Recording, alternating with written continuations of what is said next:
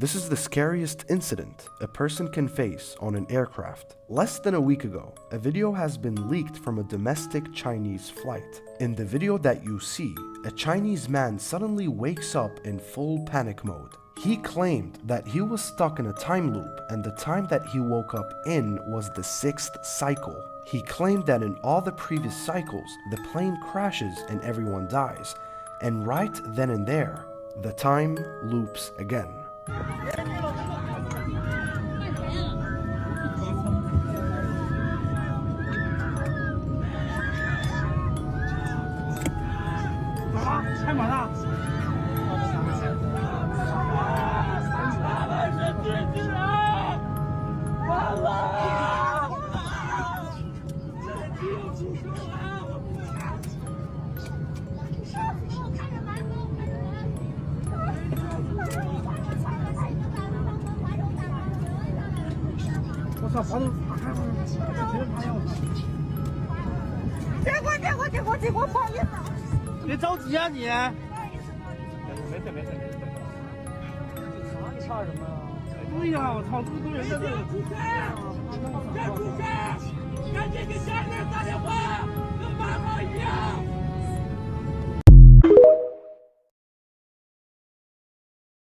Have you guys ever heard of the game called Charlie Charlie?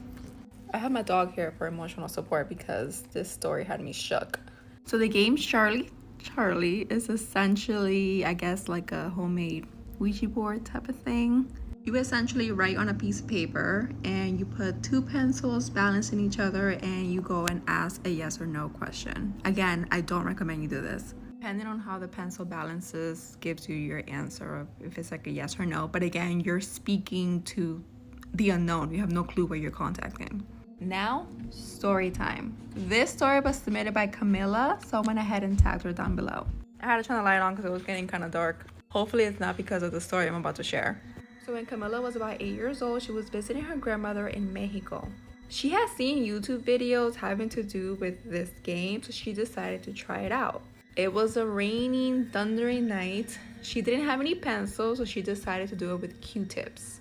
She asked the game if there was anyone there, and the Q-tip started to move like rapidly, like around and around and around.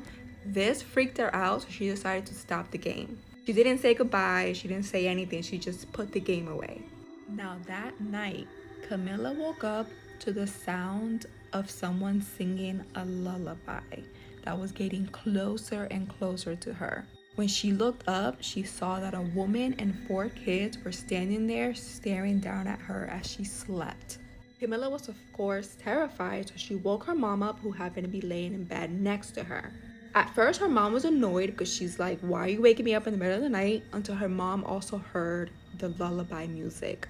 Camilla's mom's first thought was that it was probably Camilla's older brothers playing a prank on them, until she realized that they were sleeping. At this point, Camilla loses it and she starts screaming hysterically, which wakes her grandmother up in the next room. Her grandmother rushes in and opens up the blinds. The minute she opens up the blinds, these people disappear. But mind you, even though her mom heard the lullabies, Camilla was the only one that saw them. Camilla really thought that that was going to be the end of it, until she realized that when she went back home, back to the States, these things follow her home. Till this day, these things taunt her and torment her and watch her. There's not a day that goes by that she doesn't run across these things. Let's talk about the UFO Congressional Hearing. I'm not gonna lie, I'm a little bit scared. When I show you these clips, you're gonna understand why, okay? Like, this is real. The government is now addressing aliens/UFOs. So if you guys don't know, today Congress held a UFO hearing. The witnesses on the stand were Ryan Graves, a former US Navy pilot, David Grush, a Pentagon UFO whistleblower, and David Fravor, a former US Navy commander, with all of them talking about their experience with UFOs. So the hearing is about 2 hours and 19 minutes. So I'm gonna show you a couple clips from that hearing that are pretty significant. So in this one, Miss Mace asks this: do you believe we have crashed craft?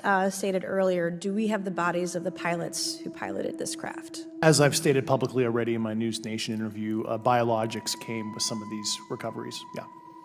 Were they, I guess, human or non-human biologics?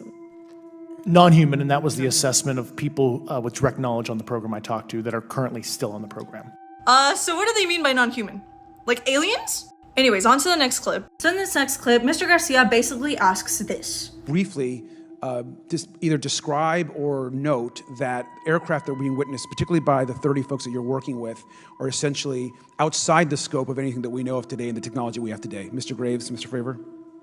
Yes, the objects that are being seen by commercial pilots are performing maneuvers that are unexplainable due to our current understanding of our technology and our capabilities as a country, and that applies for the military as well. Mr. Fravor?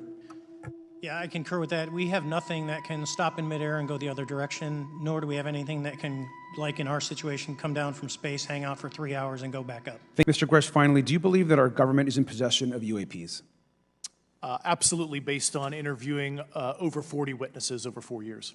So basically these UFOs are so high in technology that we cannot understand them. It gets scarier, okay? So in this one, Mr. Burleson asks this. There has been activity by alien or non-human technology and or beings that has caused harm to humans.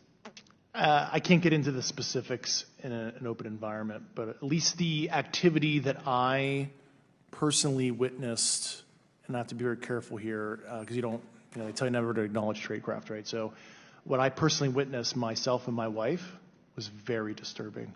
Do you see why I'm scared now? He said disturbing. What do you mean by that? So basically a lot of things are getting hidden from us and we have to worry about UFOs and possibly aliens. The fact that we have 3 people that held such high powers of position makes it so much harder to not believe it. But I don't know, what do you think? Me personally, I'm more scared, especially when he said disturbing. What do you mean by that? What do you mean? This is a case where I truly feel like it's possible that she may still be out there. On March 21st, 1998, 23-year-old Amy Lynn Bradley and her family board a cruise ship in Puerto Rico that's destined for Curacao. On the second night of the cruise, the family attended this fancy dinner, they got all dressed up, and the cruise staff took pictures of everyone and afterwards displayed the photos so that anyone could go and buy them as a souvenir. But when the family went to view their photos that were taken that night, they realized that all of the pictures featuring Amy were missing. Just a quick note that I do cover this case in full detail on my most recent episode of the Oddities on Elm Street podcast, if that's something you want to check out. After this dinner, Amy and her brother Brad decide to go to the ship's nightclub. It's at this nightclub that Amy is seen dancing with a man named Alistair Douglas, aka Yellow. It's also important to note that Yellow was the bass player for the band that was playing at the club that night, meaning that he was an employee of the cruise ship and had access to restricted areas. It's known that Amy did make it back to the family's room that night as she sat out on the balcony and had a conversation with her brother before he headed to bed. Amy's father woke up and could see the balcony from his bedroom. When he looked out onto the balcony, he could see Amy still sitting there in the chair. But by the next time he rolled over and looked, she had vanished. After searching for Amy with no luck, the family decides to get the ship's security involved. But they refuse to help. Even worse, the ship is about to dock in Curacao and everyone, including anyone who might have seen Amy last, is allowed to get off the ship. The ship's officials claim to have searched for Amy and they weren't able to locate her either. So the Bradley family, believing that Amy is not on the ship, decides to grab their luggage and get off on the island of Curacao to try and find their daughter. It later becomes known that the ship officials only searched for Amy in the common areas and in some of the bathrooms. So the Bradley family gets the FBI involved, and this guy Yellow is at the top of their suspect list. When he's interviewed, he claims that the last time he saw Amy was around 1 a.m. on the night of her disappearance. But we know for a fact that that's not possible. A man named Chris Fenwick was at the club that night filming a promotion for the cruise line. And in the background of his video, he captured Amy dancing with Yellow at around 3:30 in the morning. Even more suspicious is that on the morning that Amy has disappeared, Yellow approaches Amy's brother Brad and says, "I'm sorry to hear about your sister." But at this moment in time, nobody else on the cruise ship knew that Amy was missing. Years go on after her disappearance, but there are some credible sightings of Amy Lynn Bradley, including that of a Canadian tourist who described her distinctive tattoos in detail. They said they saw her on the beach in Curacao with 2 other men. There was also a sighting that was reported by a member of the US Navy. He claimed that while he was in Curacao, he visited a brothel, and while he was in there speaking English, an American woman came up to him and said, "My name is Amy Lynn Bradley, please help me." He didn't report it because he was afraid of getting in trouble because he was active duty and not supposed to be at a brothel. So by the time the FBI was able to look into it, the brothel had been burnt to the ground. Then, in 2005, the family receives an email with this picture attached. This picture is supposedly of a woman named Jazz and was taken off from a website for sex workers in the Caribbean. But as you can see here, there is an uncanny resemblance. Lastly, as the family was retracing their steps of that night on the cruise ship, they remembered something else. At the formal dinner, Amy was continuously approached by a waiter who was trying to pass her a note. The note said that they wanted to take her out for a drink once the boat docked in Aruba. Amy assured her family that she would not go with them because the staff creeped her out. But the restaurant that they wanted to get a drink at was the last known location of another American woman, 18-year-old Natalie Holloway, who disappeared in 2005.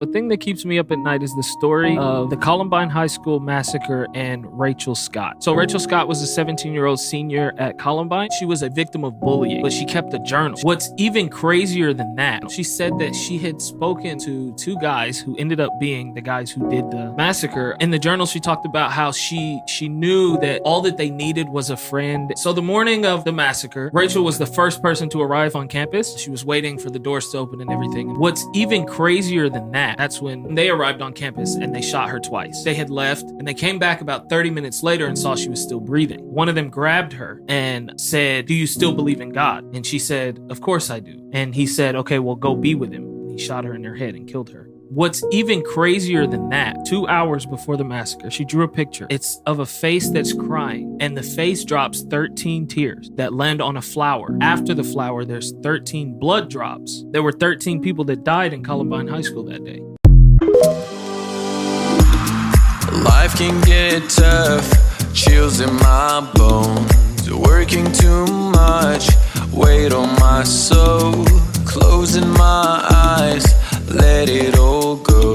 The least I can try, we'll find out somehow. And so we keep moving our feet to find a way, find a way.